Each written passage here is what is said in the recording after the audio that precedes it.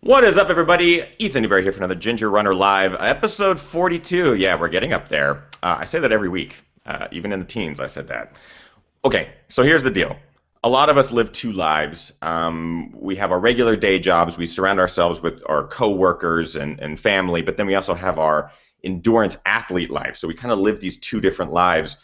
What's a little bit different about my guest today is that one of his lives is the endurance athlete, but then the other life is a rock star. So I'm really, really excited because today I'm joined by someone who I've been a fan of for years, Mr. Ben Gibbard of Cab For Cutie, Postal Service. I'm so excited. If you're watching live and you're in the chat room, get those questions ready. I'm sure you have a lot of them. I'm so excited.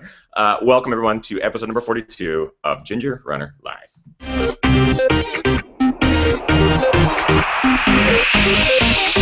Ginger Runner. Yes. Oh my God, I'm so excited for tonight. I really have been like super nervous about it all day.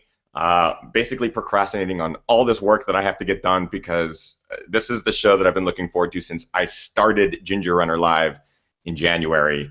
My guest needs very little introduction because he's kind of infamous in the world of music and performing and the arts and entertainment.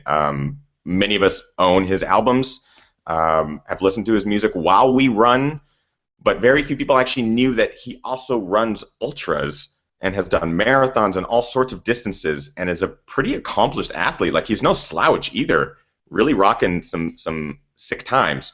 So I'm going to introduce him, and I'm really excited for you guys to meet him. I met him for the first time about 5 minutes ago. Mr. Ben Gibbard. Yay! That's it. I'm bowing. I'm giving you applause. Oh, there's no need to bow. I should be bowing to you. I should be bowing to the Ginger. Yeah, you know. But thank you for having me on the show. I'm really excited. I've been excited about this as well.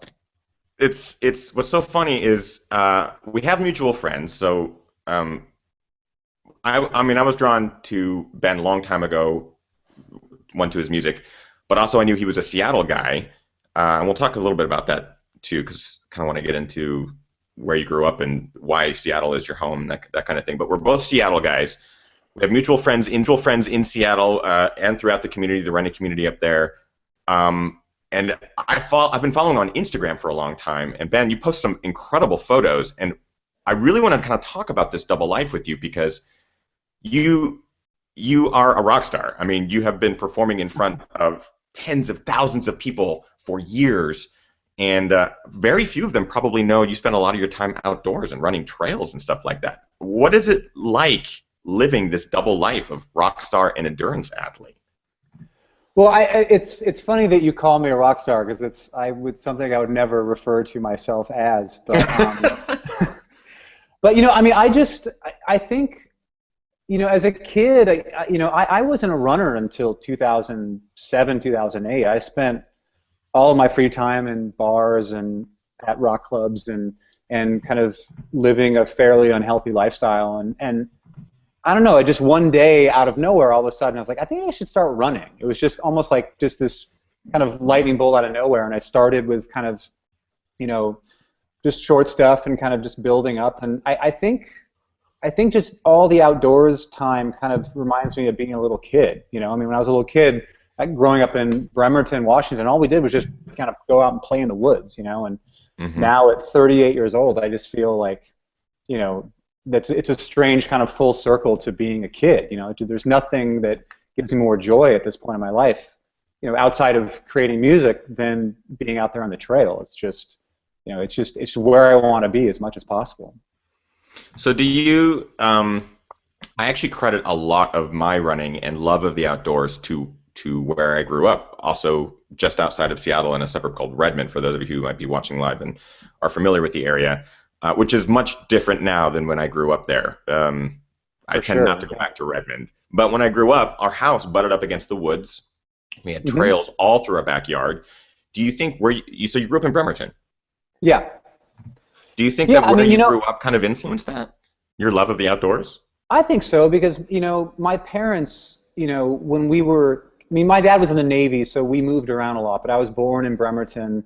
You know, went to elementary school and high school, and spent all of my formative years in the Northwest. Went to college in Bellingham.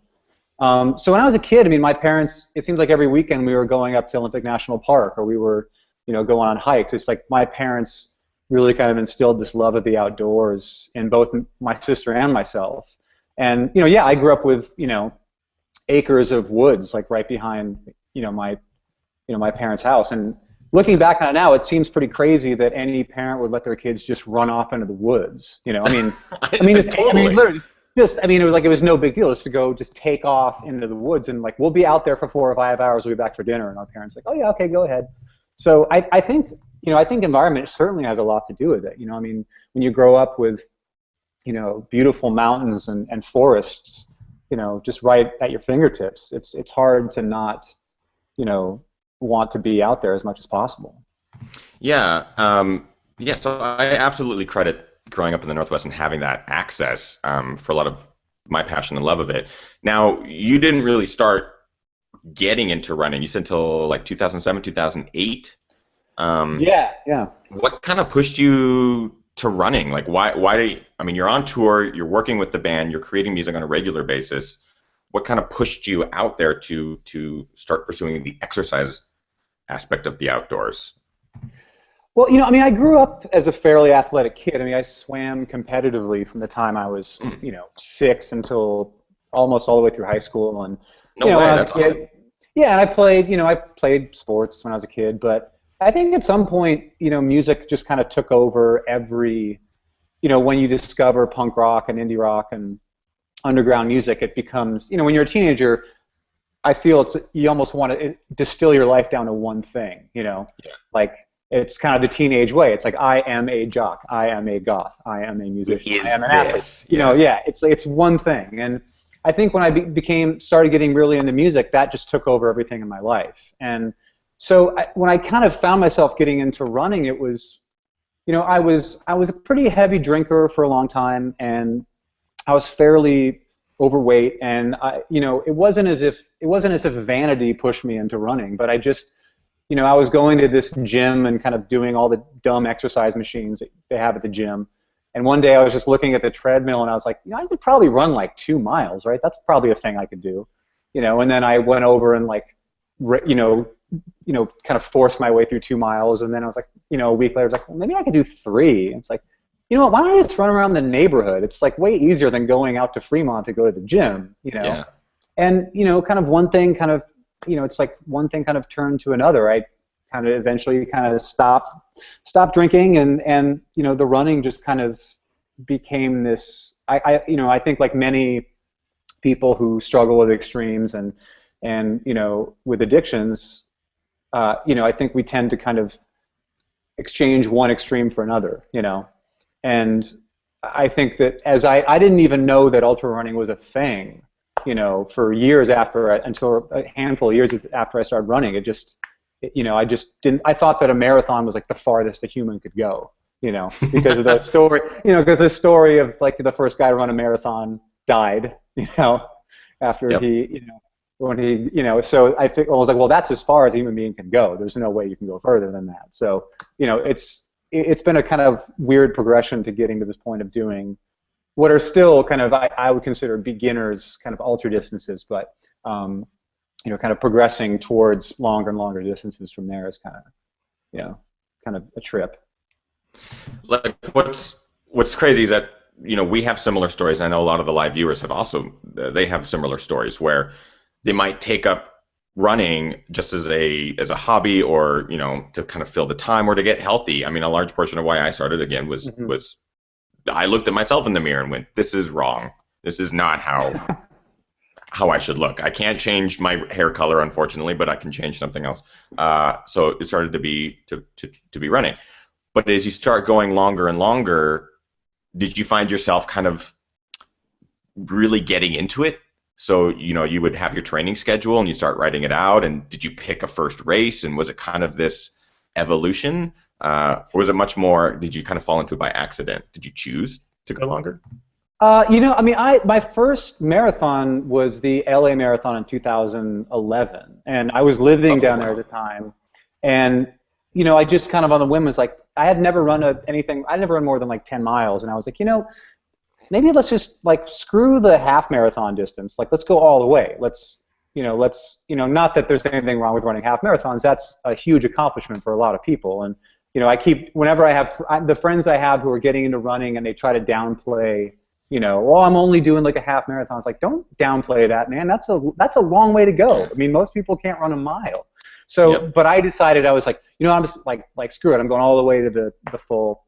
And I really loved the training regimen. Like the training was, it was just really wild to feel how my body changed over the course of those 3 or 4 months of like training. And I'm pretty rigid with my training. I don't, I don't skimp. I don't skimp on the long runs. If I have to get up early to run, I get up early to run. It's just, I'm just kind of anal that way. And I just really loved how my body changed over the course of that training period, where initially, like, a 10-mile run seemed like outside the realm of kind of physical possibility, and by you're 2/3 of the way through, and a 10-mile run is just like, that's like a midweek kind of jaunt, So totally. I was really sad when the race. I mean, the race was horrible. Like even it was like still to this day the hardest run I've ever done was that first marathon. Was that the year of the terrible rainstorm, or was that the year after? That was. It was. Yeah, it was a terrible rainstorm. I made every rookie mistake you could make. I went out too fast. I didn't eat enough. I didn't pace myself at all. I made every mistake possible. But I was so sad when it was over, because I was like, well, what do I do now? I kind of set that goal as like, this year I'm going to run a marathon, and it's March and it's already over, and I didn't really know what to do. So at this point, I just like having those races on the calendar and just preparing.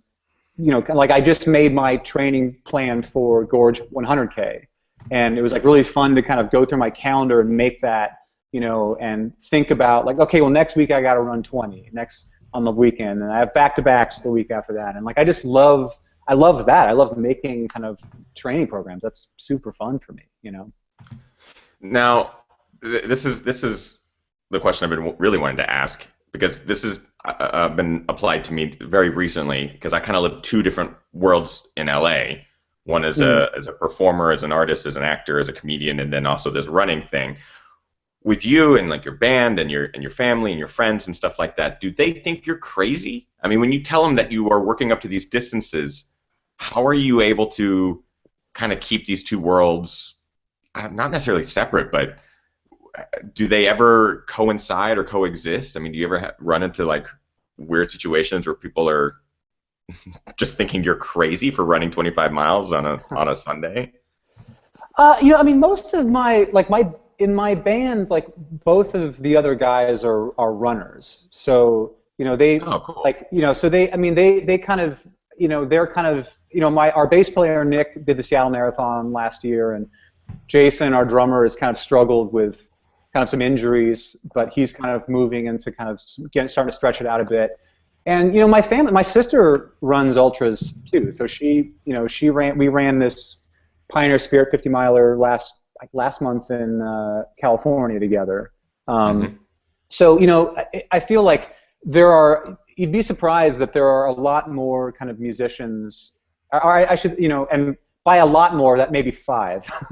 that I know that also are, which seems like a lot to me, are doing kind of the ultra distances. But yeah, of course. I mean, I'm sure you have the same experience. Like, it's not normal to run these distances. And I went in last year. I had an injury I was kind of fighting through, and I sat down with the doctor, and the first thing he said was like, it's not normal to be doing this. I know you have friends who run these 50, 100-mile races, but like, it's not normal, and your body's gonna bite back at you sometimes. And I was like, yeah, I'm very aware of that. But it's interesting how when you surround yourself with other runners and other people who do ultras, talking about doing a marathon on a Saturday for training just doesn't, with amongst in other company, it could come across as kind of flippant, or or just kind of nonchalant that you talk about these distances of people. Normal people don't do them. Most of them don't do them ever, let alone for fun. Before lunch on a Saturday. But I think that's great. I mean, I love it, man.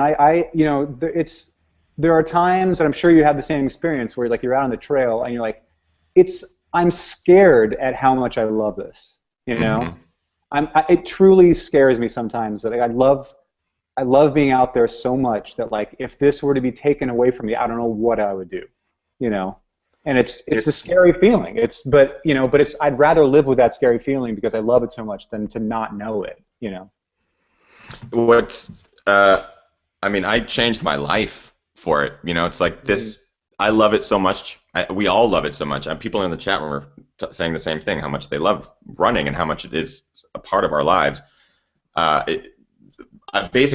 goal this year was to make this my job, and so now it's my job, and I love every second of it because you're out there on the trail, like you said, and you're going, I get to do this. I'm so lucky that I get to do this, So totally, I'm totally on board with you. So how do you train? If you're on tour or if you're traveling around the country, which you do often, how do you train when you don't know what your schedule might be, 4 or 5 days out? Yeah, I mean, I should preface it with saying that like the way that Death Cab for Cutie and the way the Postal Service traveled when we were on tour last summer is pretty plush. So like it's not like we're a band in a van anymore that drives 8 hours a day to a rock club in Lincoln, Nebraska, and pulls in at 5. Like that's not our world anymore. So we travel by bus. We have road crew that sets up all the gear. Like we have a pretty plush life out there on the road. But even saying that, it's difficult because if you have to run, if you have to go for a 15-mile run and you're in like downtown Cleveland and you're like, I don't know where I am, I don't know where to go. I have this thing. It's like, I do this thing where whenever I get to a city, I have this app on my iPad where I'll pull it up and drop a pin and be like, okay, where am I? Is there any green space here? Like, is there a park or anything within like 5 miles that I can get to? And so, sometimes you'll be pleasantly surprised, and like, we played a venue in San Luis Obispo on the Postal Service tour. Like, I got out of the bus and I turned around and there was a mountain like right there.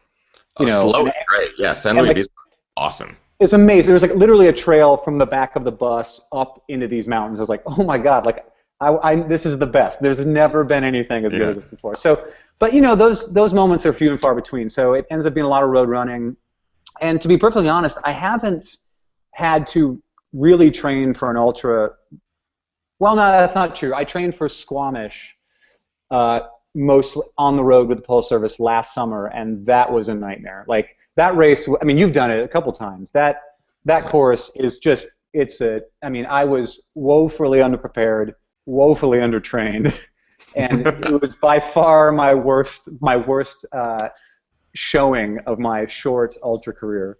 But it's part of the reason that I'm trying to front load races. Like it's one of the reasons I'm going to do Gorge 100K is because our record a new Death Cab record will be out in the spring. We'll be on tour a lot, and it started to really kind of like, I think I could probably keep fit for like a 50K. Getting out on days off and trying to find green space and trails. And at this point, I know people in cities that kind of do this. That can kind of help me, like, oh yeah, there's a good park here, go there, kind of thing. But it's a challenge, but it's a challenge that I'm obviously willing to kind of undertake because I love both things so much. But sometimes you get surprised and you find like a really cool place, and other times like, all right, I guess I'm running down this road for 5 miles and turning around and coming back the same way. You just doing repeats. You never know. You never know. Have you thought about changing tour dates to only go to cities where there's awesome trails? Like, has it gotten to that extreme yet? It's gotten to that extreme where I'm sending emails to our booking agent and manager being like, look, I really want to run this race. is there any way we can not book shows in this time so I can run White River or whatever? And then I'll get an email back being like, nope, you're in Europe then, or like you're in Australia, and it's like, okay, well, I'm excited to be there too. Don't get me wrong, like you know, that'll be great, but yeah, I'm seeing I've got some windows open in the summer that I can try to squeeze some stuff in, but you know, I don't think it's going to be as busy as a running kind of a race schedule as last year for sure, or this year I should say. This question has actually come up a couple times in the chat room. Sally McRae, my friend Sally, is watching, and a couple other people are watching, and they asked. I saw her movie, actually. I went and saw her movie at Seven Hills. Oh, yes. And I saw you in it as well. It was just a couple weeks ago. It was really great. Nice. Excellent, excellent. She asked, multiple people asked, what do you listen to when you trail run? Because I know a lot of people here listen to your music when they trail run. What do you listen to? Is it just yourself? I do not listen to myself. I tend to music. I spend so much time with music that the running is honestly like it's like a break from music. So you know, I'll bring like a shuffle on, you know, on race day, I'll bring a shuffle in case I just like hit a wall and need something to, you know, to get me through. Like the first, like I ran Chuck and Up last year. There's this the last 10K is just, I don't know if you've run that race or not, but it's like I haven't. It's on the list. Yeah. It's great. It's great. It's such a good race. But the first 10K and the last 10K are just this flat trail, and by the time you come back out of, you know, the trails and the hills up there, you're pretty dusted from the downhill. So I ended up listening to Sister Ray by the Velvet Underground like twice, which it's like a 20-minute song. So like just having Sister Ray going the whole time, it was kind of like got me through the end of that race. But more times than not, I don't listen to music because, you know, I get up in the morning, I put a record on in my apartment, I go to rehearsal, and you know, today I listened to music for 2.5 hours, and I went to rehearsal for 4 hours and listened to music. And so at this point in my life, I need those breaks from music to kind of recharge and think about other things. And you know, being out on the trail is you know, kind of my main way of doing that at this point. That's excellent. What has been your favorite race experience so far? Kind of take us through that, because you've actually run a number of ultras, a lot of 50Ks, a lot of 50 milers. Some real brutal ones too, and great times on all of these. I'm just kind of going over your ultra sign up. Very impressive, Ben. Well, I consider myself. I'm in a little running group up here in Seattle, like a little, and we refer to ourselves as we're elite mid-pack runners. So like we're on the elite side of the mid-pack, like, but we're in the mid-pack, but we're elite. We're elite mid-pack runners, as a joke, obviously. Yeah, you know, I don't know. I think, man, it's. I mean, I haven't run. I'm not sitting here like having run so many that I can't remember them at this point, obviously. But, you know, I think Capitol Peak 50 miler this year was kind of like a real. I had a lot of kind of really emotional moments on it. Because I'm fine. I mean, one of the things that, like, I'm sure other people have had this happen to them, but there's this moment in running these things where, you know, it's just, I don't know if it's just your body's exhaustion or just the amount of kind of, you know, like endorphins running through your body, but there's this moment where you can just feel everything. You know, you feel the pain of your own body, you feel your own exhaustion, but you also feel like all of this joy at the same time. It's just like everything is just kind of, it's as if you're feeling every emotion and everything, every physical thing you can feel all at the same time. And like I just had this moment where I just lost it. Like I'm running and crying because I'm just like, you know, I just at mile 35 or 38 or whatever, where it's just like, it's as if everything, all of these emotions are just kind of like, they're all just kind of beaming through me at the same time. And I'd never felt like that in my life. And it's this thing where it's like, oh, I get it now. I understand, you know, and it makes you want to go further. You're like, well, what happens if I run 100 miles? Like, what happens if, I mean, what does it get crazier than this? Like, do you have this feeling multiple times? Because like I got done and I was talking to my girlfriend and I was just like, yeah, I can't wait to do this again because I have to feel that again. Like I have to kind of open that part of myself up, and the only way I know how to do it is through running. I'm sure there are other ways you can open yourself up through, drugs or whatever else, and that's fine if people want to do that. But this is, I just was like, wow, I've never had this happen before in my whole life, and so I think that experience was a really powerful experience for me, and now I'm just chasing that feeling like all the time. Have you felt that way? Has that ever happened to you? Oh man, like most recently, I had the opportunity to run the New York Marathon, and in my mind, I'm already preparing myself. Like it's just going to be overwhelming. There's going to be so many people, and there's fan support. I don't know if you're familiar with that road marathon. There's just 4, 5, 6 people deep the entire distance. So I started getting emotional the second the starting line gun went off.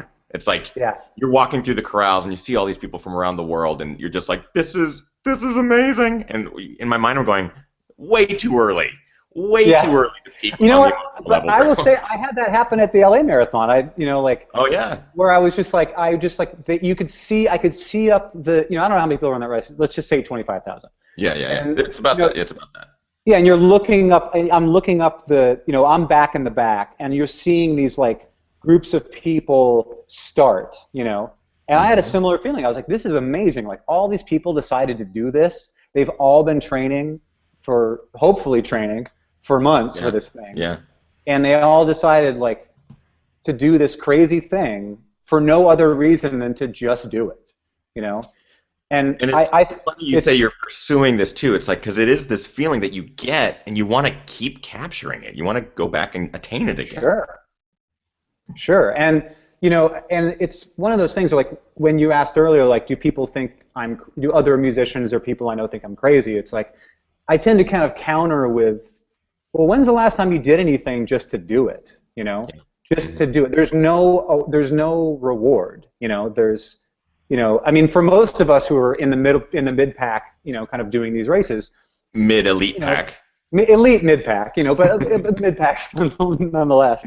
It's there's no prizes, there's no prize money, there's no glory really. It's just to do it, and to see if you can accomplish it. And I think that I am very fortunate that I'm in a place in my life that I can afford the time to do these kind of things. A lot of my friends who have kids and families, like that it's doing this stuff takes a level of commitment that a lot of people are not able to kind of afford themselves.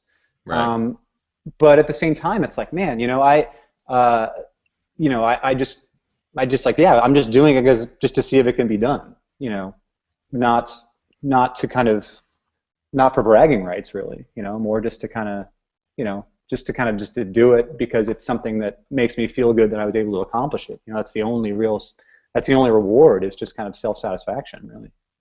Yeah, and what I find most fascinating about it as well is we're putting ourselves into positions where we're inherently going to feel pain, whether it's physical or something dietary or anything like that. You're going to be uncomfortable.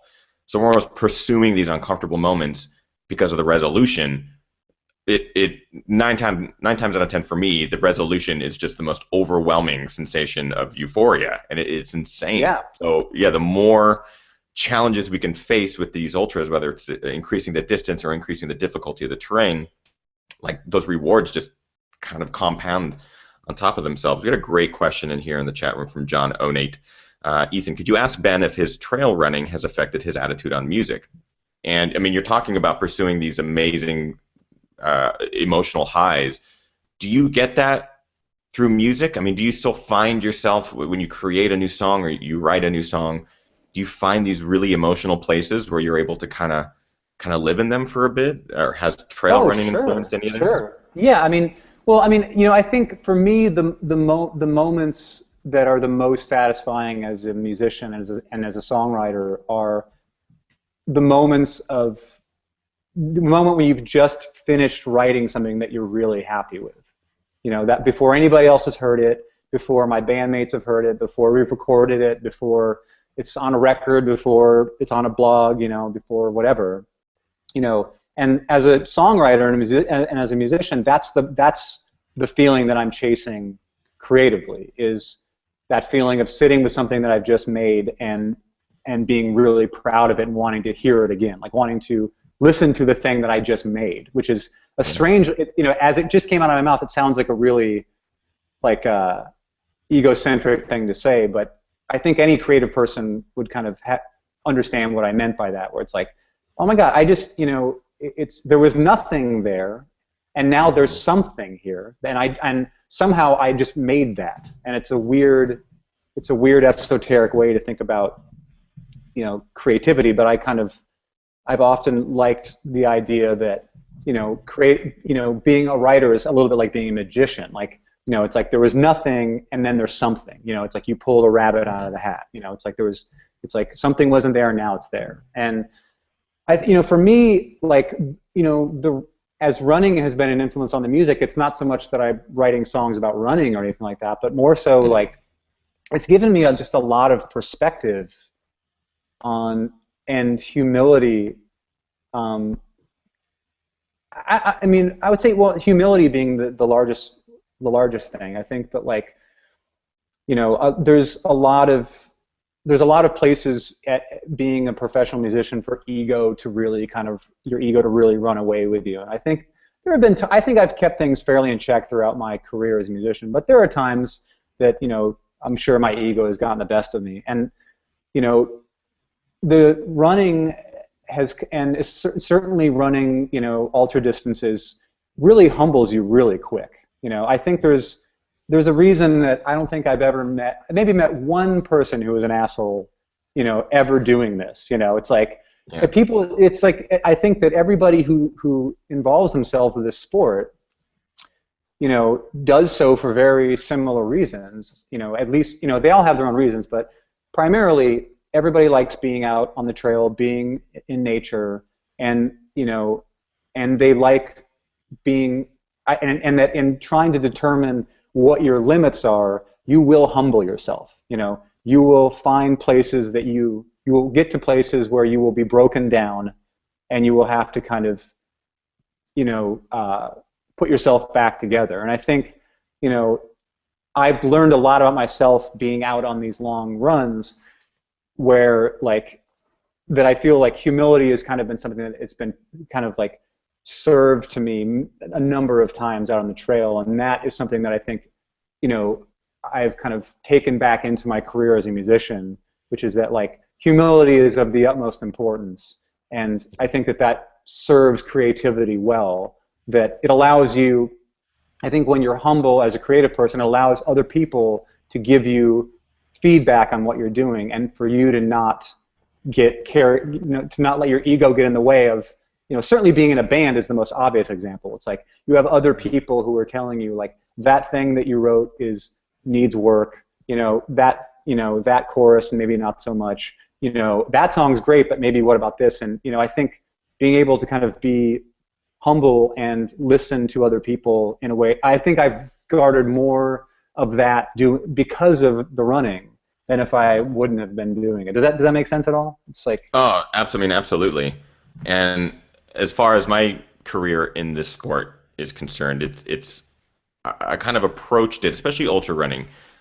I kind of approached it as a sponge, essentially, because there are people who've been doing this a lot longer than I have. I mean, as long as I've been alive.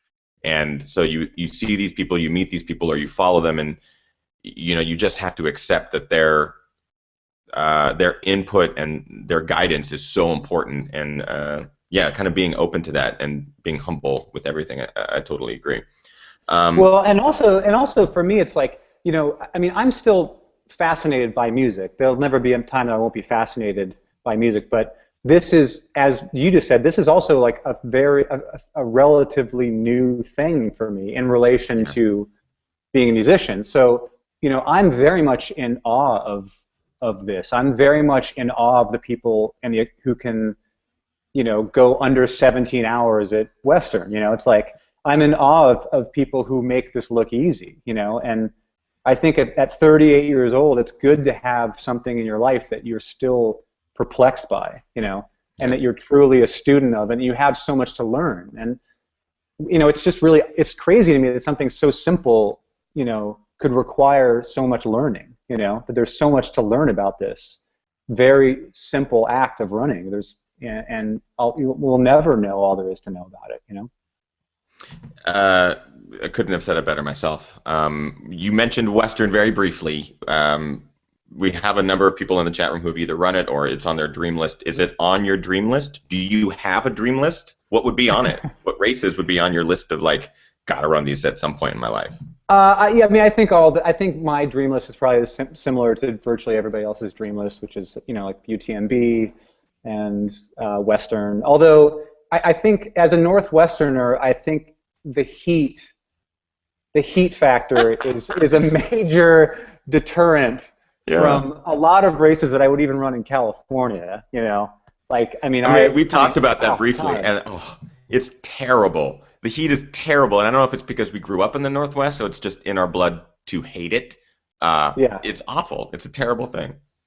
Yeah, I mean, I actually, when I saw Sally's movie a couple weeks ago, somebody asked her a question about heat training and like how she prepared, and her answer, you know, I don't know what it was. I can't regurgitate it right now, but it was like it involved some of the craziest shit I've ever heard in my life that I would never ever do. You know what I mean? Like my body would never withstand the kind of heat abuse that she put her body through to get ready for Western, you know, and I'm yet another person that I'm in awe of their kind of commitment and ability to brave, you know, certain forces of nature that I am just not built for. Like, I mean, right now in Seattle, this is the best running weather of the year as far as I'm concerned. Like, I was out on Tiger Mountain a couple days ago, and it's like 40 degrees, and then you get up higher, and it's like it's snowing at the top, and it's like I'm just cooking through this place. Like, it's like I'm faster than I've ever been,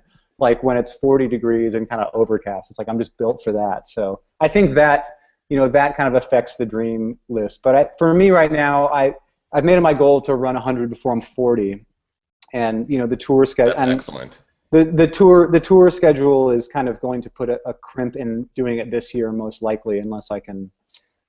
It's going to put a crimp in it this year, but I'm hopefully next year if everything goes according to plan. So you know, I want to be doing this for a long time. So hopefully I can get to some of those races, you know, later. But you know, first things first, you know.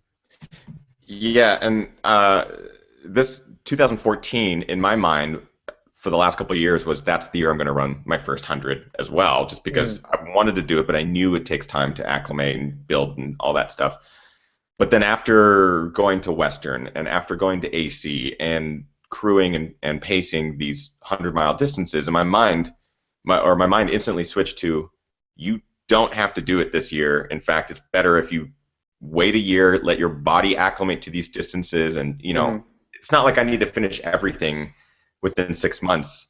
I want to make sure that I'm running for a long time, right? So I think planning it out and making sure that you're ready for these events is super smart. So that's exciting. So you have 100 on your sights eventually before you're 40. That's incredible. That's the idea. Yeah. After I ran this year, my first 50 miler was Capitol Peak, and I came out of that like really jazzed, like really excited, just thinking I could do anything. And I was emailing with my buddy Willie McBride, who has this company called Animal Athletics in Portland. Yassine DeBoon.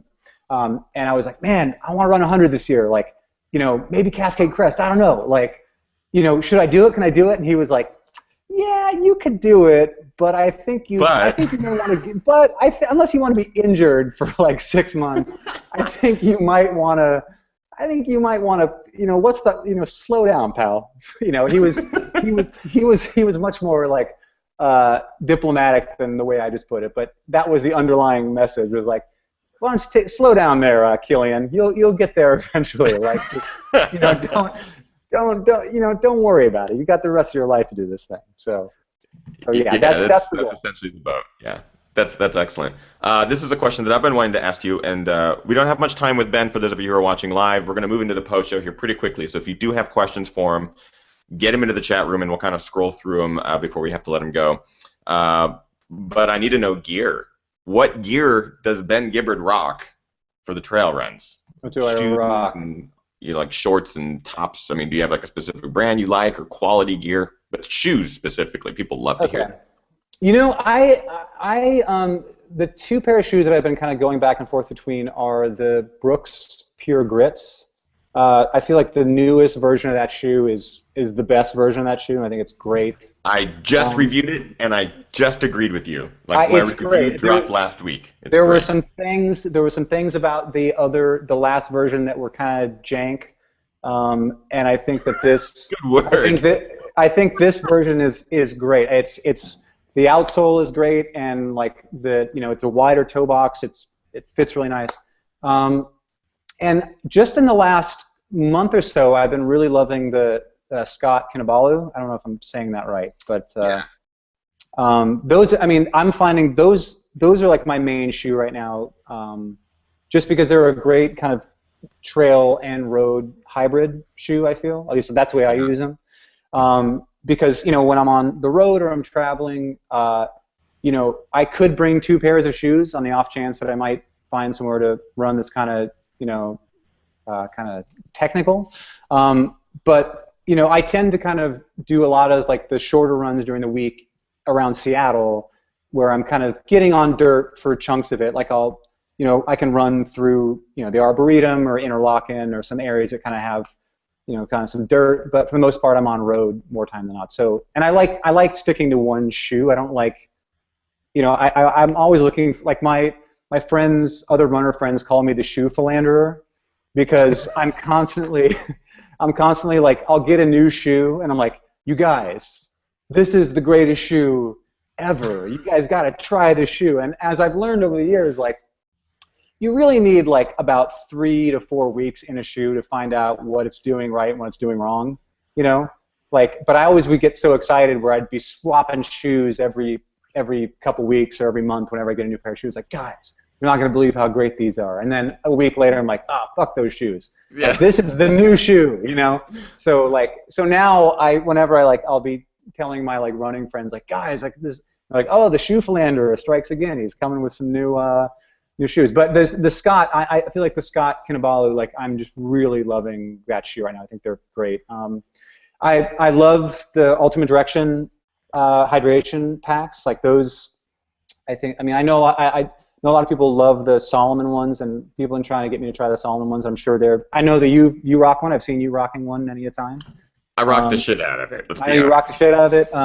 But I think that the Ultimate Direction stuff, it's kind of like, it's a little bit like if you had like a backpack when you were a kid and you knew where everything went in the backpack. Yeah. The idea of like trying a new backpack or a new trapper keeper or something like that, you're just going to throw off your whole like where's my pens? Where's my calculator? I don't know where my books. Yeah. It's like I feel the same way with my pack, where it's like I know where everything goes, and I'm not searching for anything. I'll be honest with you. After switching from a UD pack to a Solomon pack, the UD packs are now jank. Totally jank. Okay. That's good to know. It's good information. It definitely takes some acclimation. Okay. They're quite a bit different, but that's the ginger runner's perspective. Yeah, well, and I appreciate that perspective. I mean, at some point I'm going to try one to see what the deal is. But I think for the most part, I just like having the bottles up in front, so I can kind of monitor hydration. Yeah. I mean, I know you can do that with the Solomon packs too, but and then I guess like the other piece of gear that it's like my kind of can't live without gear is the Patagonia Houdini jacket. Love that. Which up here it's like, I mean, it's very rare that I find myself anywhere that jacket isn't perfect. Like even, I mean, it's good. I mean, I found it's good down to like 30 degrees, 25, 30 degrees. Like even if I have like a long sleeve underneath it, I mean, it's crazy how much heat that thing keeps in, and I mean, it's the perfect. It packs down so small. It's great. I mean, I love that thing. So I mean, that's like my one piece of gear that I always kind of have to have. In any sort of acclimate weather, the Patagonia Houdini follows me too. They released, I haven't touched one in person, but they released a waterproof version of it It weighs maybe an ounce more. It's still packable into a little ball. Really? But it's totally weather resistant, and that, I mean, I haven't touched one yet, and I really want to get my hands on it because Oh. light, storable, and weatherproof is like bee's knees. Can't believe I just Well, said you know, bee's it's knees. weird. It's weird though because I'm not sure if I even need a waterproof one because I'm creating my own sweat true. pocket Yeah. inside it. So like, you know, especially like being here, it's like, you know, there's no weather, there's no kind of rain does not stop us from running here. So, you know, Right. you just know, like you look outside and you're like, okay, it's shitty outside.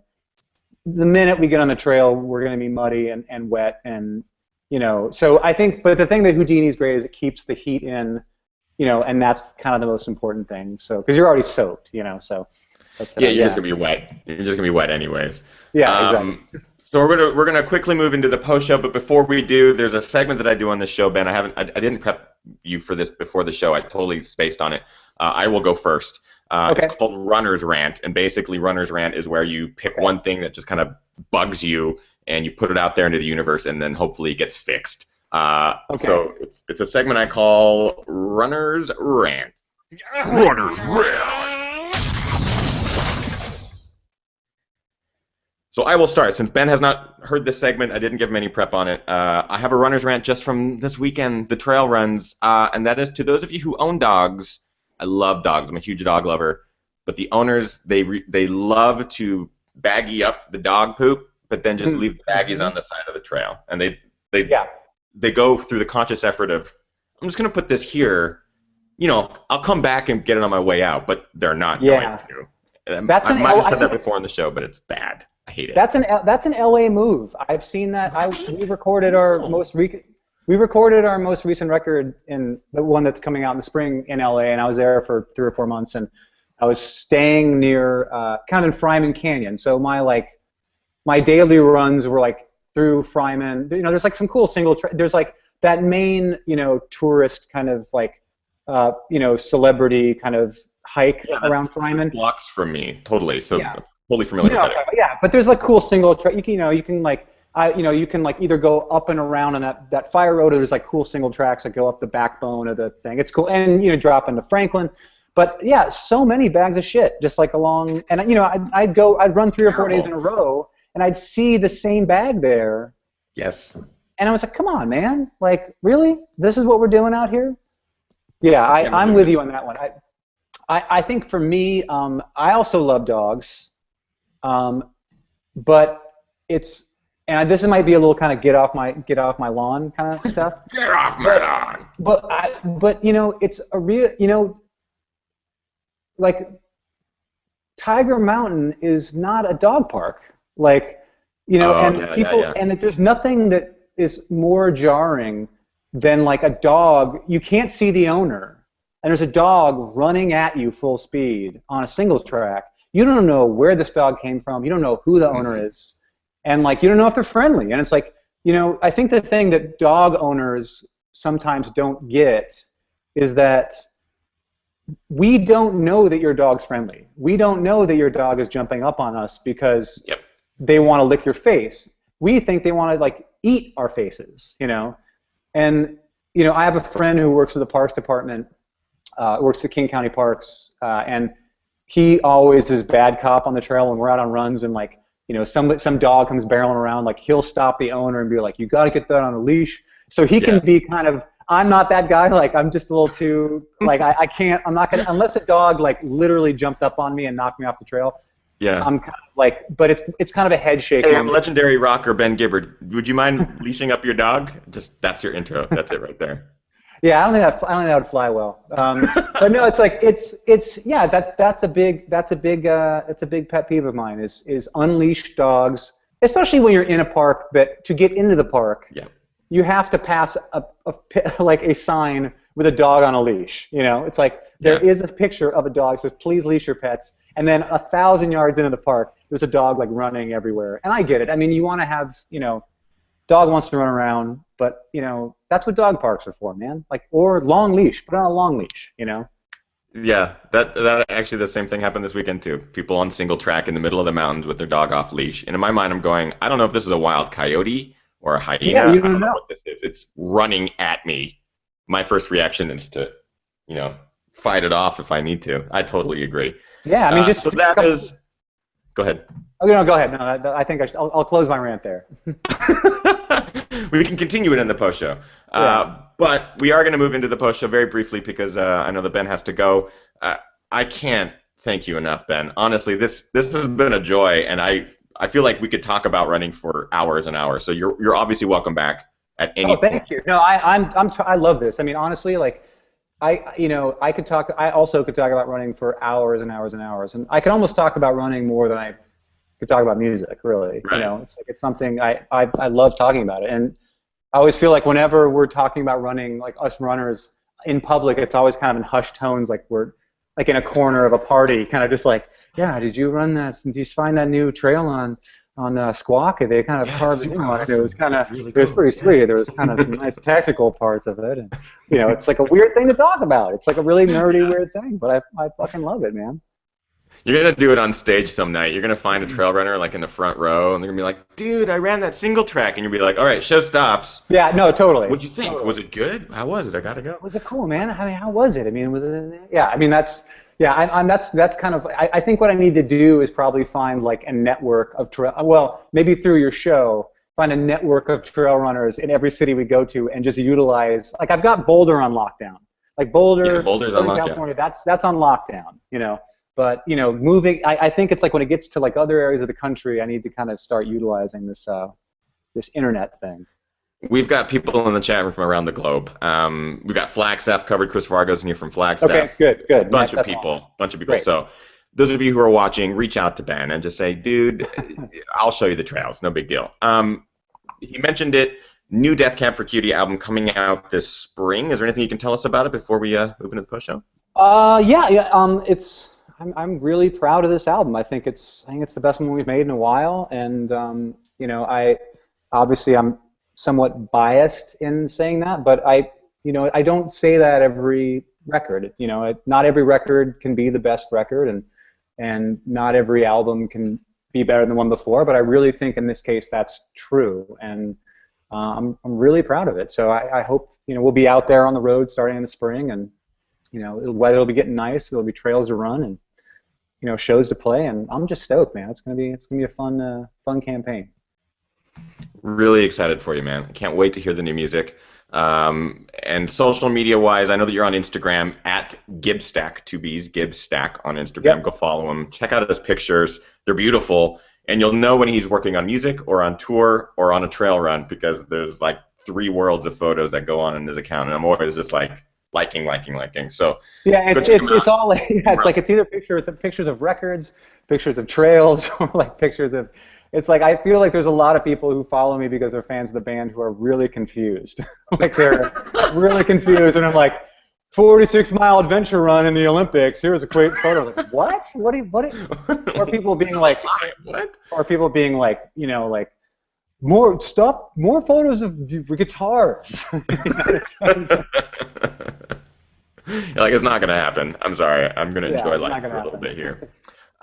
So again, all of you guys, thank you so much for tuning in live. Stick around. We'll probably get maybe 2-3 questions for Ben to answer. Ask. Ben's not going to ask the question. He's going to answer them. I already see a couple of minutes. I got a couple of minutes here. I got to be somewhere in a half hour, but like I said, unless my city's on fire, I think I should be able to get there in good time. So yeah, I got a couple more minutes.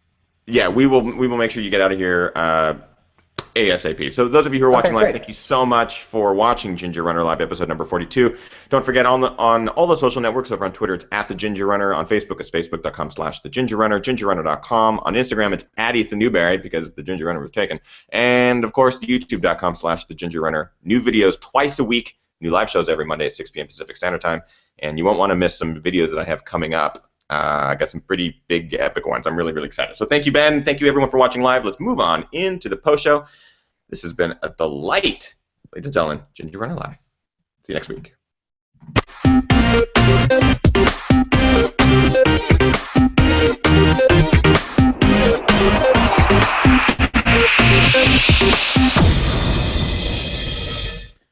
Awesome. Thank you so much, Ben.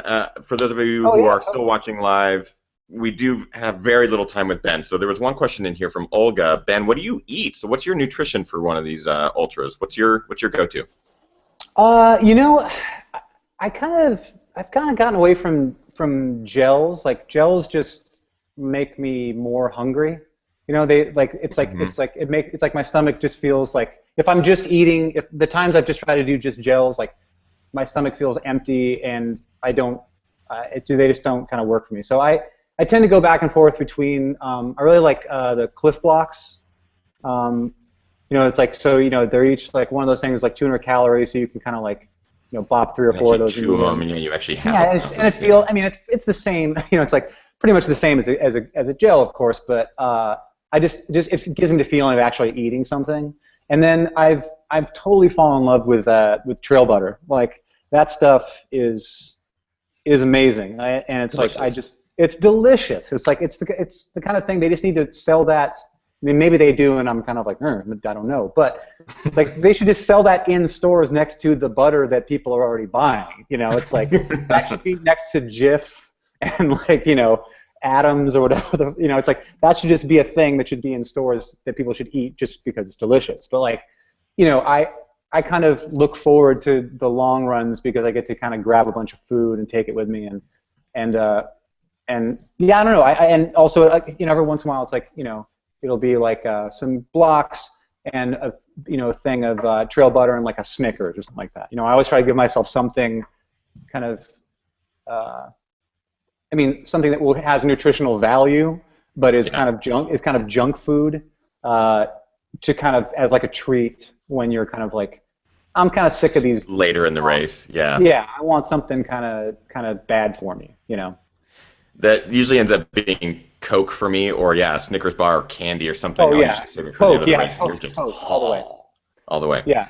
There's after a race, the only thing I want is a Mexican Coke. Like Mexican Coke, the best. Yeah, totally. You can't beat it. I had one this weekend after my long run, and I craved it. I don't know what happened. You just crave the Mexican Coke. Weird, man. I don't know why that happens. It's something that they put into it. I don't know. This is a great question from CL, and I know that we have a number of sober viewers, and I've had sober guests before. CL asks, was wondering if Ben was still sober and if it really impacts his running or desire to run. Yeah, I haven't drank since 2008. So, yeah, you know, I don't know if it's I don't. You know, I don't like I don't have this thing where it's like I don't get like urges to drink and then I have to go on a run to quell that urge. I'm sure there are people who have that, and that's, you know, that's obviously a really positive kind of, you know, kind of one for one, obviously. Mm-hmm. But that's not really the motivation. That was never my motivation for. I don't run to stay sober, if that makes sense. I just run because I love it, and you know, not drinking, I guess, just makes it easier to get up in the morning and go running. You know, it's like not being hungover is a really good motivation for, you know, for staying away from that stuff. You know, for me at least. Yeah. And another question: what's your next race? I think you mentioned it in the show. Just want to confirm, Gorge. Yeah, it's I'm signed up for Gorge 100K, but I'll probably squeeze something else in there. Like a 50K in there is kind of a training run. Yeah. It's kind of weird whenever like it's a weird. I find I totally understand, and I've done it obviously, like doing sanctioned races as training runs, but I always think it's funny when somebody, you know, will say like, oh, I'm just running this as a training run, because it kind of, in a weird way, it somewhat you know, it can come off as diminishing the amount of preparation somebody's put into doing this run as their big run. Does that make sense? As their A race, yeah. As their A race, yeah. It's like if I was doing Chuckanut, I'm just doing it because I'm training for Capitol Peak, and I'm telling everybody around me, yeah, this is just a training race for me because I'm kind of getting ready for Capitol Peak. It can be kind of a dickish thing to do if done like flippantly, you know. So I'll probably run something before that, but I won't be telling everybody around me that's just a training run, you know. Come on up to Orcas. Do the Orcas 50K. You know what? I might try to squeeze into that one. I have my eye on that one for sure. Yeah, I will. I need. Yeah, I want to do that one really bad. So I have to see how it all lines up. But yeah, I'd love to if I can. And this question actually comes from my best friend, Justin Sund, up in Seattle. He would like to know, besides Squawk and Tiger Mountain, old standards for Justin, what other favorite places to run near Seatown? I mean, during the summer, I think you can just get up to on the PCT like pretty easily. It's only 45 minutes, something like that. So I love doing out and backs on the PCT, like going north off of 90. You know, because you get like a really good climb. I think you're at 3,000 feet when you at the highway, and then it's up to like around 6,000 at the top. So you know, it's and you see a lot of people out there. There's a lot of water up there. So you know, so it's like, I mean, and it's just beautiful. So like in the summer, like I look forward to kind of getting up there. You know, I still haven't run the enchantments. I don't know how I haven't run the enchantments. Everybody else has run that. But you know, Everyone talked about it, yeah, and they said it's amazing. Yeah. Any adventure runs in your future, like circumferencing or the Wonderland Trail? You know, going around Rainier or going down to any of the other mountains, anything like that? You know, nothing planned right now. But like I'm going to be down in Portland in a couple weeks, and Willie McBride keeps being like, I'm working on a thing. Some kind of crazy. So it's like we'll see kind of how that all kind of pans out. But nothing really planned right now. I mean, now that it's dumping in the passes, I think mountain running season is pretty much over in the Northwest until the summer. Well, I will let you go, Ben. I know that you've got an event to go to here in 25 minutes. So get out of here. I again appreciate you dropping by. And anytime you want to come on the show, man, just drop me a line. Or if you're in LA. Okay. Let me know. We'll go for a trail run. And I hear you might be up here, our neck of the woods, maybe in the holidays or something like that. Is that something? I'm up for a month, starting December 14th. Yeah, I'll be up there for a month. Well, dude, seriously, like let's go running. Let's get. We're both doing the same race, right? You're doing Gorge, right? I'm doing Gorge, 100K, doing Gorges, and our paces are near identical. I mean, really, you look at these finish times, I'm like, they're identical. So let's hang out. Let's do it, man. I'm good. Well, hey, thank you for having me. I appreciate it. Absolutely. Thank you very much, Ben. All right, I'll talk to you soon. All right, cool. Bye. So, you guys, that just blew my mind. My mind just got blown because Ben's pretty much like an idol of mine. Grew up listening to his music all through my late teens and 20s, and that was awesome. That was awesome. And a really, really nice dude, and has some really great things to say about running. And it's kind of cool to meet someone else that's doing this double life thing. It's been strange for me to kind of deal with it over the last year, where I live in LA. I moved here to pursue acting and comedy. That was my dream, and it still is. I still very much pursue it on a regular basis, going on auditions and doing the grind. And it's not necessarily the side of my life that I share a lot of through Ginger Runner, but it kind of takes up my day to day.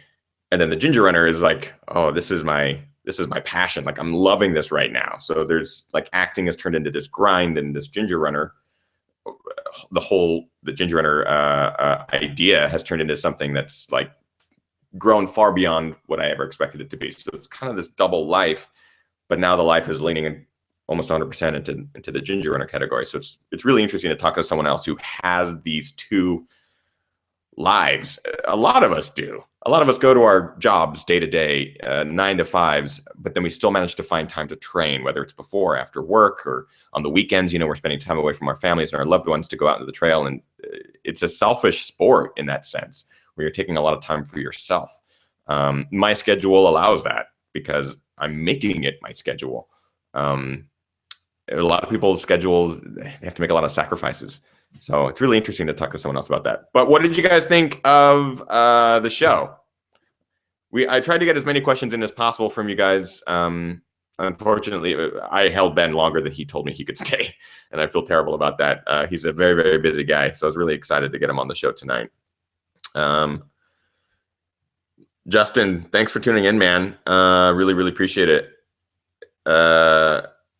CL is shrieking. CL is screaming or shrieking. That's hilarious. And Christopher says, yeah, running bromance. Couldn't agree more. We've been stalking each other on social media for a year and a half. I've been following him for a long time, just as Ben Gibbard. But the more I started seeing trail running pictures and stuff like that, it was like, wait, is this the same Ben Gibbard? Death Cab For Cutie, Postal Service?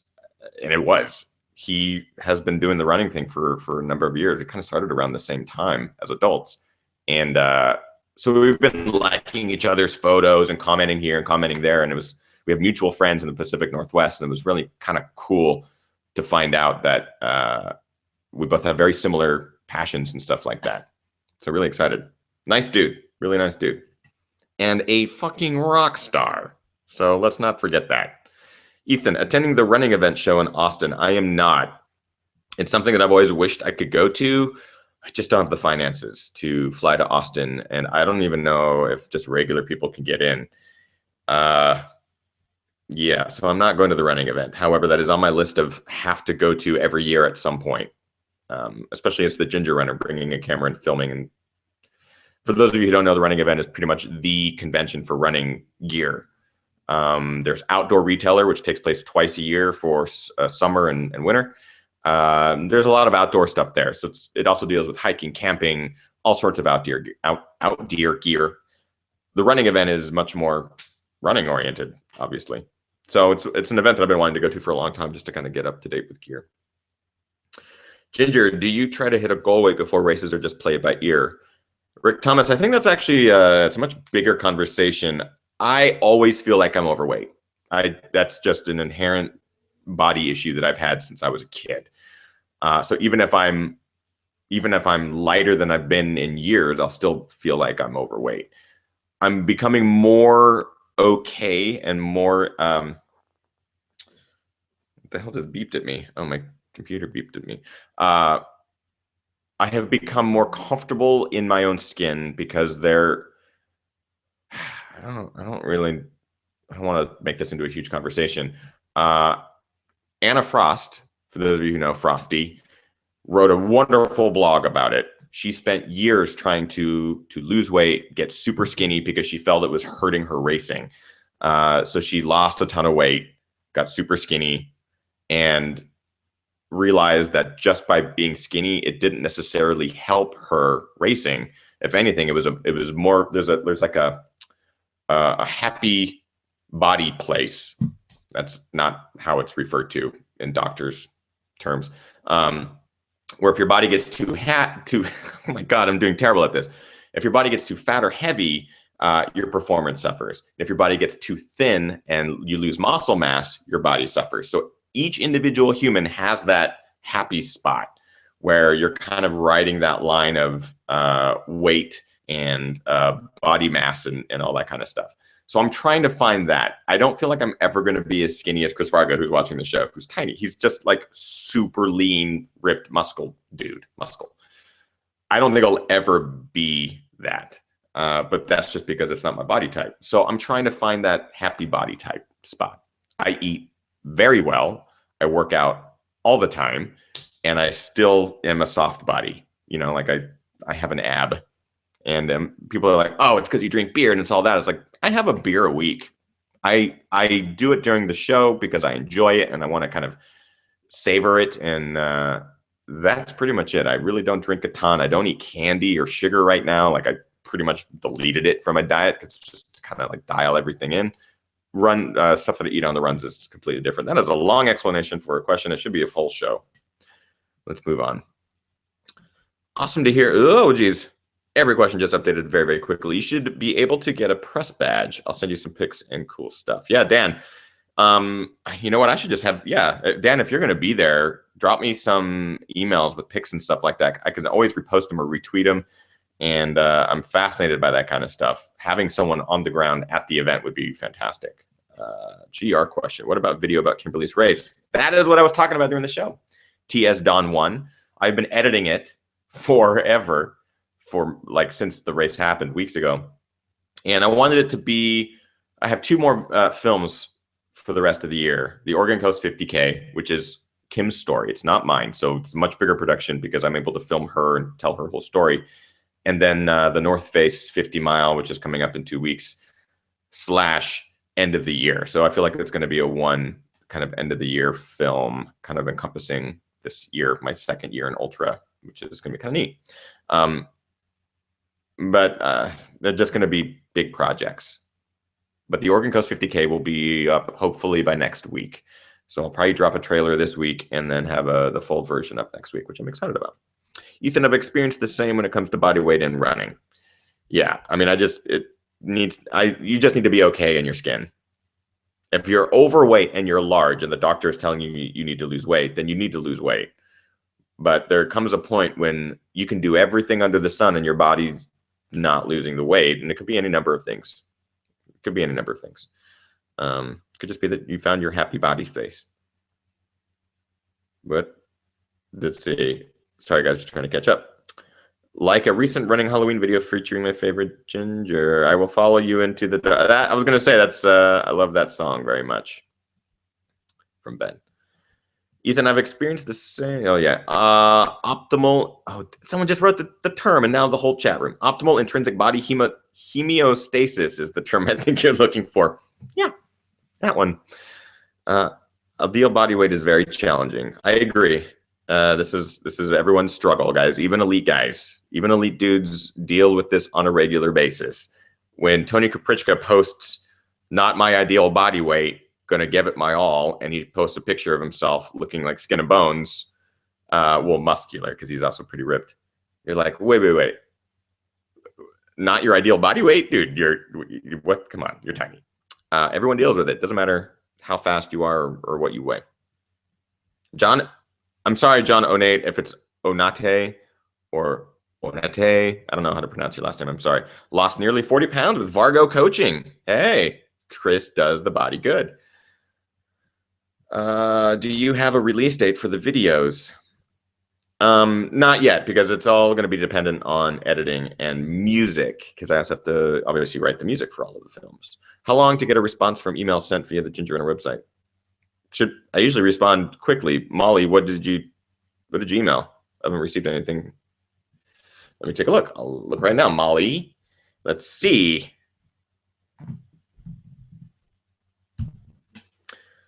I'm not gonna do it on the live show. I will look, but right now nothing's coming up, Molly. Make sure that it went through. The gingerrunner@gmail is my email. You'll figure it out. Anyone that emails me at the gingerrunner@gmail. Are you ever going to do something with the Vargo like what LA Runner did with Sally? I will never do something because someone else did it. I will only do something if something is inspiring to me. I have ideas that I'm working on for 2015 and a lot of big projects. Very excited. Is it normal for a male to be attracted to Chris Vargo? Yes, it's normal for anyone to be attracted to Chris Vargo. I don't know if Vargo is still watching. Chris, if you are still watching, are you ready for North Face 50? This is something I've been wanting to ask you. North Face 50 is coming up in 2 weeks. Chris Vargo, who earlier, a couple months ago, after Templier, mentioned that he was not going to race for the rest of the season and let his body rest or recover. But he's racing North Face 50 coming up, and it's a stacked field. So I'm really excited to see what Vargo has up his sleeve. Ethan, are you competing in the Clydesdale division? There is no such thing in Ultra, and I am not Clydesdale qualified. That is a very specific division. I am not in it. Nerd alert in the chat. Christopher Holloway was a question about what your DCFC song is. Oh yeah. I don't know if this is a thing out where you live, if it even gets this temperature, but what clothes would you suggest for running in sub 10 degrees? Jason, go back and watch last week's episode. Last week's Ginger Runner Live is called Winter Running. It'll answer all your questions. It's like an hour and a half talking with my good buddy Brandon Wood, aka the Gearist, about cold weather running. Just go, sit back, relax, and watch. Boom, Chris Vargo is here. So Vargo, tell me, what are you ready? Do you write long distance running on your acting resume? Feeling peckish asked that question. And you know what? Yes, because I've gone out on this is crazy, and this is what LA is all about. I've gone out on auditions where it says need marathon runners, need people who run long distances on a regular basis, need real runners. and other auditions need real outdoors people, people who camp, people who live outdoors, who spend time outdoors. People, I need this and this, like very specific and over the top in their need of someone real. And I'll tell my agents, I'm like, just submit me. Like, yes. And I'll go in. There was one, for example, or I won't get called in. Like the people who, you know, because I don't have the right look. They're looking for someone super skinny, like an elite athlete. But, you know, there's not a lot of elite athletes that can also act and do comedy or any of that kind of stuff. There was one audition, though, in particular where it was for beer. And they needed someone that basically lived outdoors. In like camped, used tents, hammocks. They knew their way around a campsite. They knew the gear. They needed to know everything. In my mind, I'm going, this is perfect. It is a beer. It is an outdoor running adventure type commercial, but it's a comedy commercial. So they were going, they didn't really need someone that's like, this is how you put up a tent. You know, they didn't need that kind of thing. They just need someone that looked like they were in their element outdoors. So I go in for the audition and I get in there and the guy's like, okay, you know, tell me a bit about yourself. I'm like, oh, well, you know, I go camping on the weekends. I go running. I do ultras. I do this. I spend most of my time outdoors and do that and do that. He goes, okay, thank you. And that was it. They didn't even have me audition. He just had me leave. I was like, oh, maybe he thought that was really good. No, he wanted a model. That's it. They ended up hiring a model for the spot who, I don't know if he spends more time outdoors, but in my mind, I'm going, I spend 30 hours of my week outdoors, which is more than, I would say, 90% of the actors in Hollywood. I don't know. There's probably some that spend most of the time outdoors. I don't know. Long story. I asked about putting train race beer on the back of a tank for my first marathon. Oh, Molly. That was because I was debating that. Because this is a conversation I can have with you guys publicly. GR question, do you post what software and mithing and video editing software you use? I've been asked the question a lot. And you know what? I'm going to take a note out of DC Rainmaker's book. DC Rainmaker is one of the best gear reviewers on the web, but he deals with a very specific market, and that is GPS watches, GPS tracking devices, basically athletic trackers and other sort of technology revolved around sports, specifically triathlon, but he delves into everything. The guy knows his shit. He has a great website.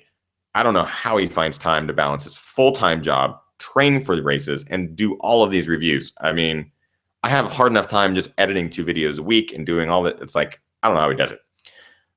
In addition to his full-time job. He has a FAQ section on his website. And I saw this the other day and I'm like, why don't I have that? Why don't I have FAQ? So if anyone asks one of the questions that's on it, I can just send them to that. So your question was about software and all that kind of stuff. I've been asked it a ton and I always answer it. But what I might do is just send you to an FAQ. I got to make that. But the answer to your question is Final Cut Pro 7, Adobe After Effects, Adobe Photoshop, Logic Pro. That's pretty much it. I'm here mixing. Actor Bruce Dern, Nebraska. Yes, also runs ultras, has been for more than 40 years. Be cool if he was on the show. You know, I got to see about getting Bruce Dern on. I didn't realize he ran ultras. I knew he's been running for years. You guys, correct me if I'm wrong. There's that movie that's, I don't know if it's on Netflix still, but it's about the Dipsy.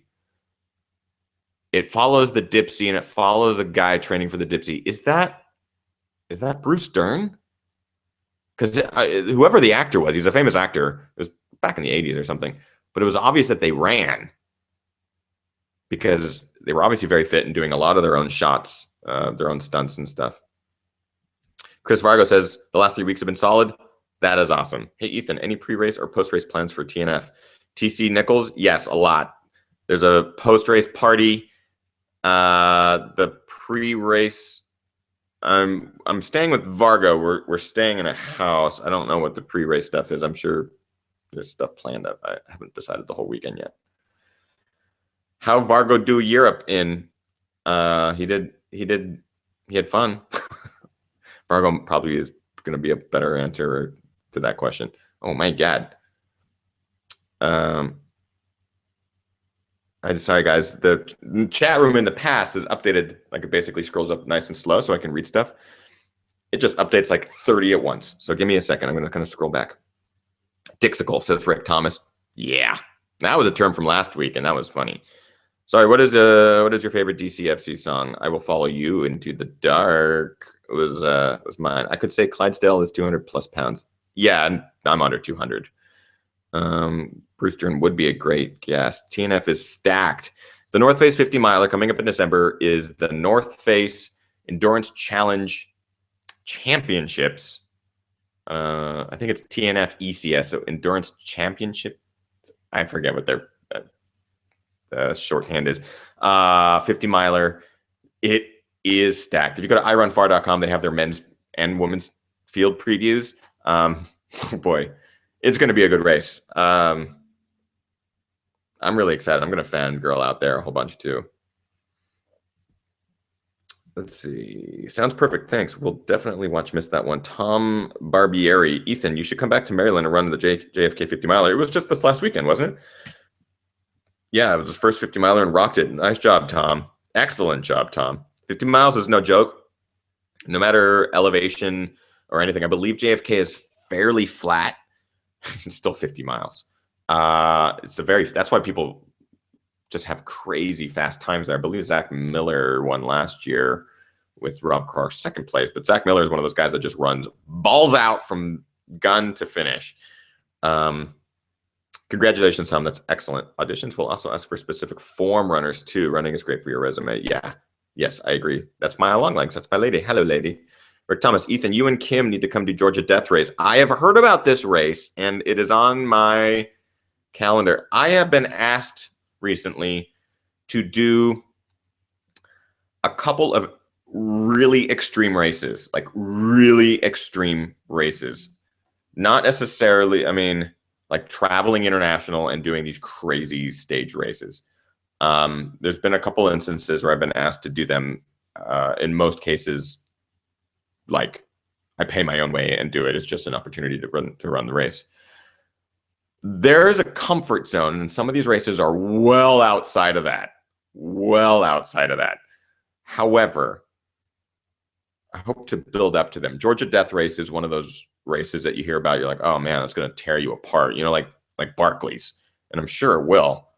But it also tickles some part in my brain that's like, oh, that's impossible. Or is it?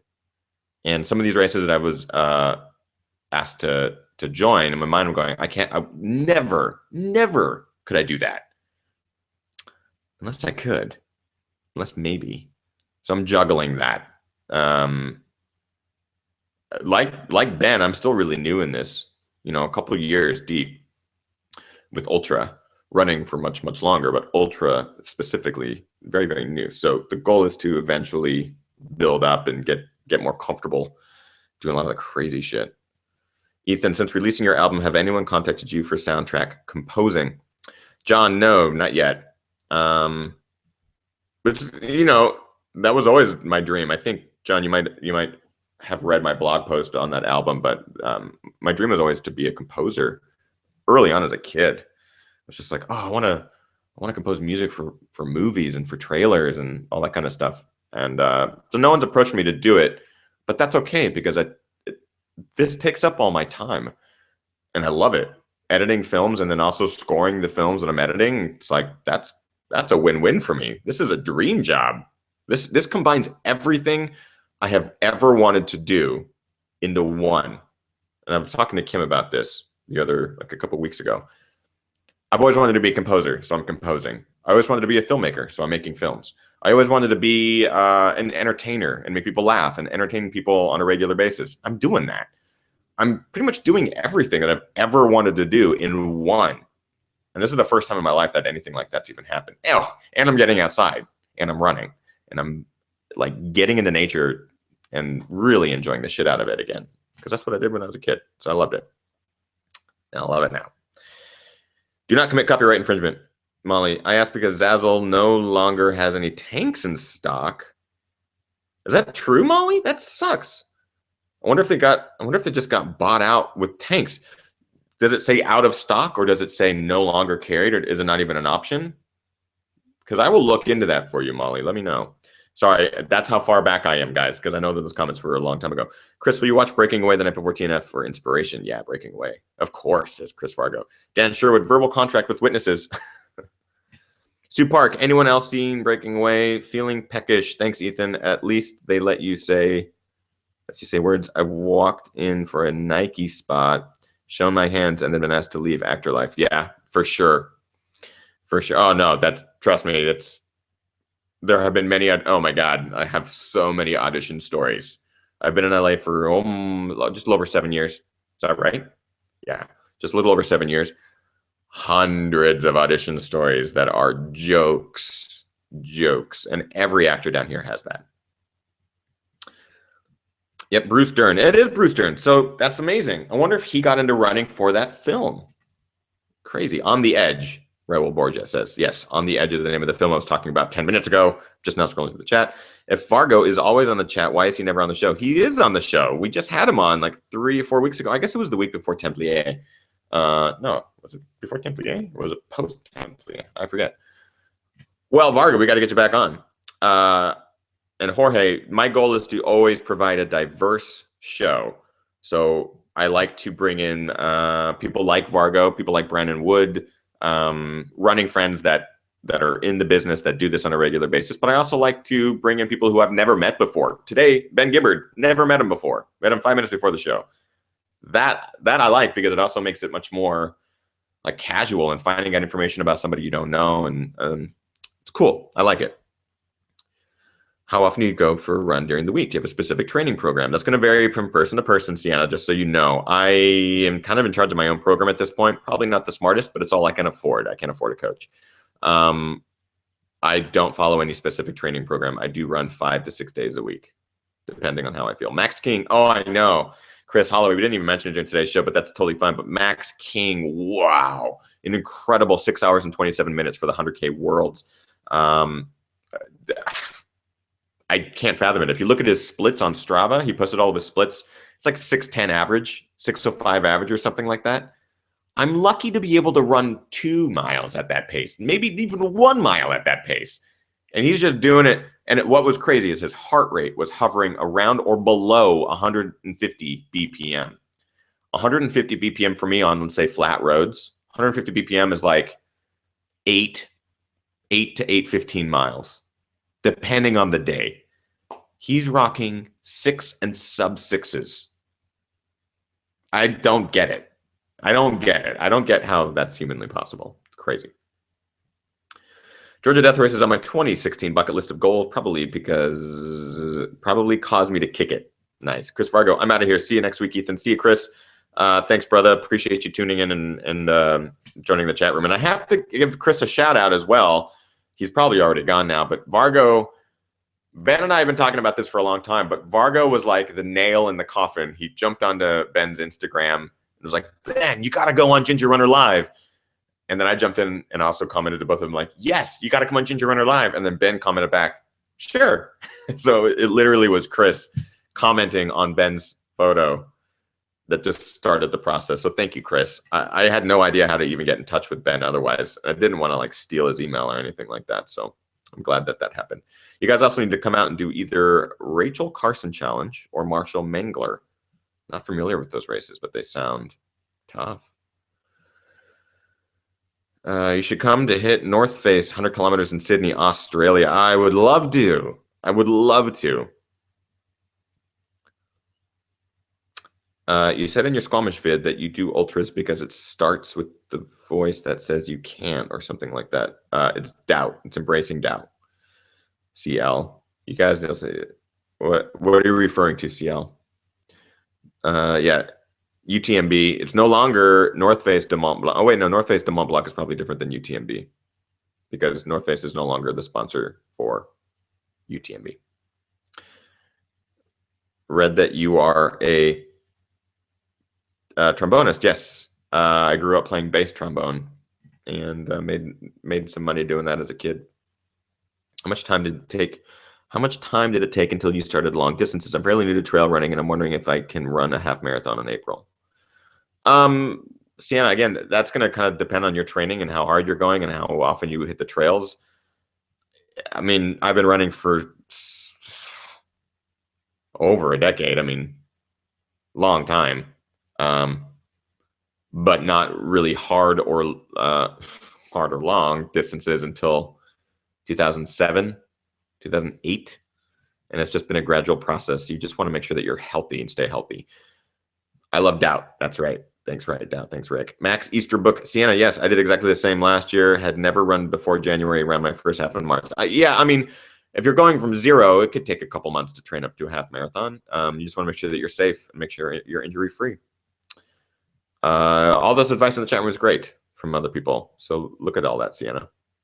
Bruce Dern runs around the Rose Bowl all the time. He was a runner in high school and college, I believe, and a damn good one. Gotta find out how to get in contact with Bruce Dern. That'd be rad. Adrian Killian Jurnett. Zach Bitter crushed IAU 100K too. Yeah, Zach Bitter, amazing. What a great men's performance. And the woman too, Ellie Greenwood. I gotta get Ellie on the show. She's fantastic. Thanks, Dan. Thank you for tuning in. CL, sorry with the delay. It's out of context. Yeah, totally. You said that you might not want to try one of those crazy extreme races, and I thought back to your openings. Oh, yeah, CL, that's exactly why I'm like, I could never do that. But maybe I can. Because anytime I tell myself I can't do something, in my mind I'm going, well, why not? Why not? Because I'm nervous? What's the worst thing that can happen? Yeah.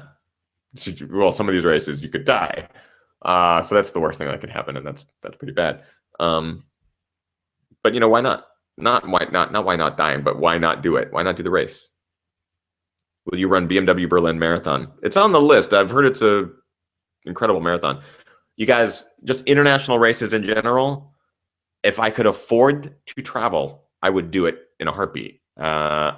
It's very expensive, and it's a lot out of pocket.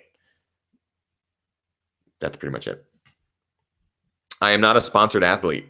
I am not an elite sponsored athlete who gets paid to go do destination races yet. Just because I'm an elite mid-packer doesn't mean I can't be a professional athlete. What are your favorite hybrid shoes at the moment? The only real hybrid shoes I have in rotation are probably some of my Hokas, whether it's the Hawaka. Yeah, I don't know. I don't think I have any hybrid shoes at the moment, but it also depends because the trails I run out here are super buffed out single track. The only thing about getting Bruce Dern on the show is that he always seems cranky in interviews. Who knows? When you start talking about running with people, because it's a shared hobby and passion, you never know.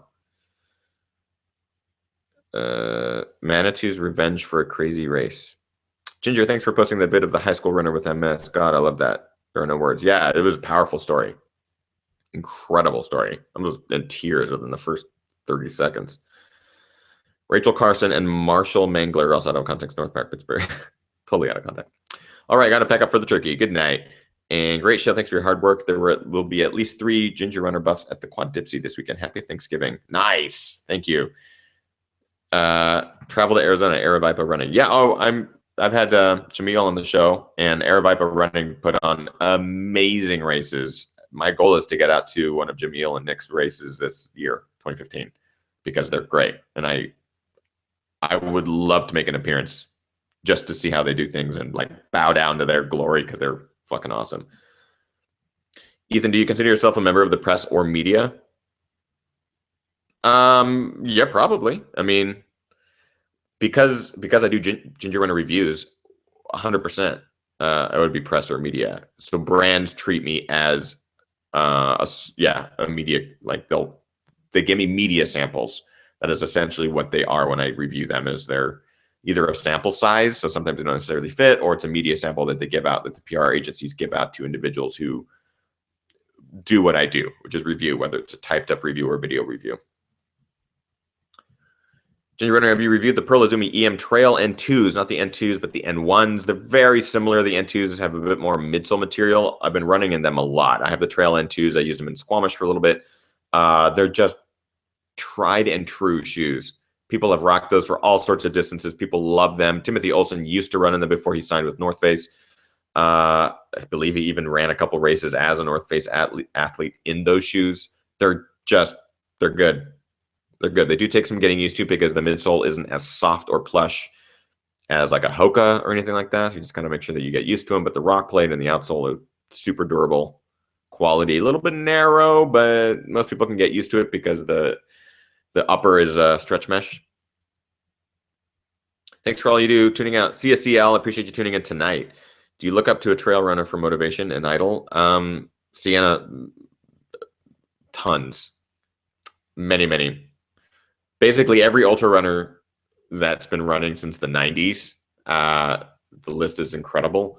They're all amazing. Kilian Jornet is incredible. He's also the world's like picture boy for ultra running. But even the top ultra runners in the world, they respect the guy because he's doing things that no human on the planet has or could ever do, at least in the foreseeable future. I really respect the guys in the sport, and girls, of course. That was more universal guys who don't take things so seriously, because there's a lot in this sport particularly that really take it seriously. And in my mind, I'm going, we're just running, right? I have to constantly tell myself that and tell other people, we are doing this for fun, right? A lot of people are doing it for their own reasons, and I respect that. But I really look up to anyone who's been doing it for a long time and still has fun doing it and understands that we get to do it. Doesn't take it too seriously. Do you do any weight training while you're training for runs? Or is all energy devoted to running? Have been super inspired by all of your running videos. Keep them coming. Thanks, Mada. I have been doing much better in the last couple of weeks strength training, which I just don't do regularly. But lately, I've been doing once or twice a week. I'll do abs and some upper body stuff. So that's good. That's progress for me. I sent you an email, so it didn't take up. Okay, cool. Thanks, Molly. I'll take a look at that.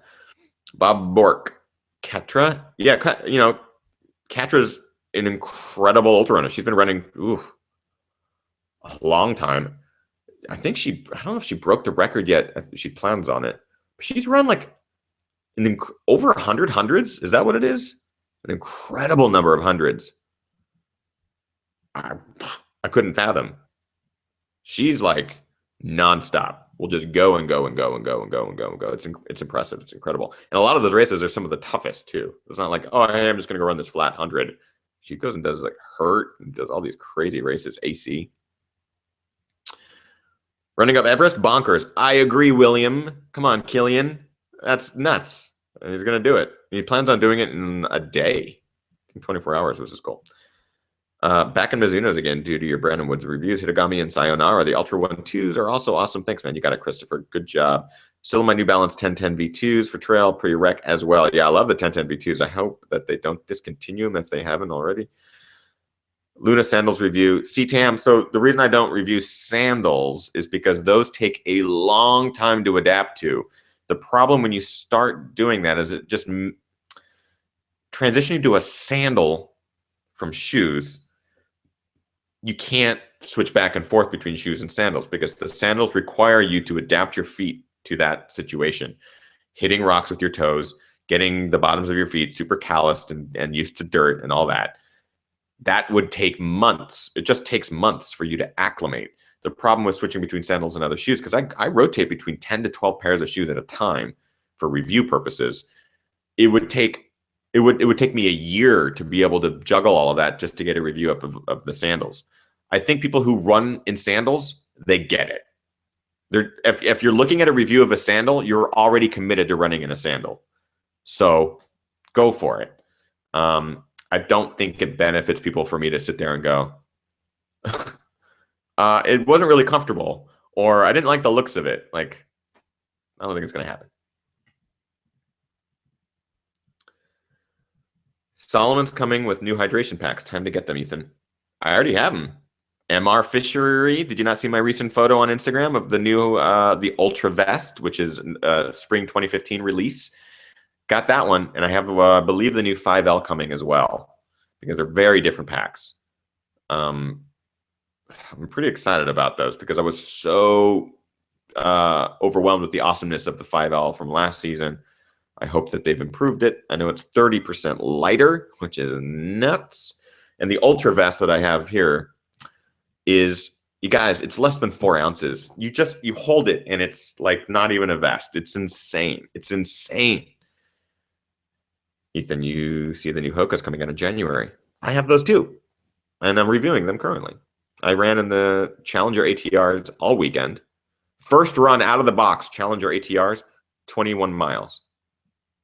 They were great. And I have the other 2 versions of Hokas.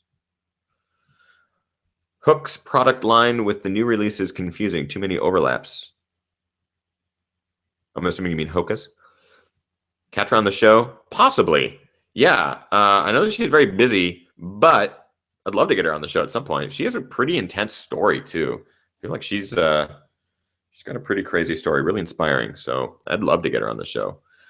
There's a lot of potential guests that I need to get on the show. Thanks for everything. Talk to you later, Chris. You got it, man. I'm gonna actually wrap it up now too, guys. I'm going a lot longer than I thought. So I apologize. I haven't had dinner. I'm gonna grab food. I don't know what I'm gonna eat yet tonight. I think it's gonna be cake. So I gotta go. I'm just kidding. I'm not gonna eat cake. Haven't had sugar for a while. Anytime I do, it just fucking makes me wired now, which is crazy. Like I had a Coke this weekend post run because it's one of those things when you're completely depleted. It was my depletion run. 21 miles with only 200 calories of input. By the time I was done, I was so depleted. The Coke is just one of those things you take it. It's just right awake. Your opinion on Adidas Boost Boston 5? Adidas won't return my emails. So I have not run on the Adidas Boost. So 0 opinion. Can't talk about something I have not reviewed or put my foot in. All right, well, that's it for today's show, guys. Again, thank you for tuning in. You guys are fantastic. Week after week, I'm really, really stoked that I get to do this and we get to kind of sit down for an hour or 2 with each other and talk about this sport, whether it's running, triathlon, swimming, cycling, or ultra. So I'm really, really excited. We're at 42 episodes. We're going to be at 56 episodes by the end of the year. I'm trying to think. I don't think this conflicts with holidays. If there's a holiday, I didn't even think about that. If something falls on a holiday, then we might have to think about doing it another day of the week. But that's pretty crazy to think that we've gone every single week this whole year with Ginger Runner Live. So that's awesome. And thank you guys for coming back week after week, tuning in. It is fantastic. We'll see you guys next week, next Monday. I didn't say this earlier, so those of you who are still watching, you guys get the secret deets. James Varner, Rain Shadow Running, and the Trail Running Film Festival. They will not only be on the show, they will be right here. They will be physically with me, and we will be drinking beer and enjoying each other's company next week live on air because the Film Fest has come to town, and I will be there to support them on Tuesday. I believe it's December 2nd. But December 1st, they will be here live on the show in this. They will be the first guest to actually sit physically next to me here other than Kim, who's will also be here. So I'm very excited about that. So I'm really, really stoked. So tune in next week, guys. Monday, 6 p.m. Pacific Standard Time. And that's it. All right. I'm going to go eat cake or waffles or candy. I don't know. Just something. Not sugar, probably vegetables. All right. You guys are great. Bye.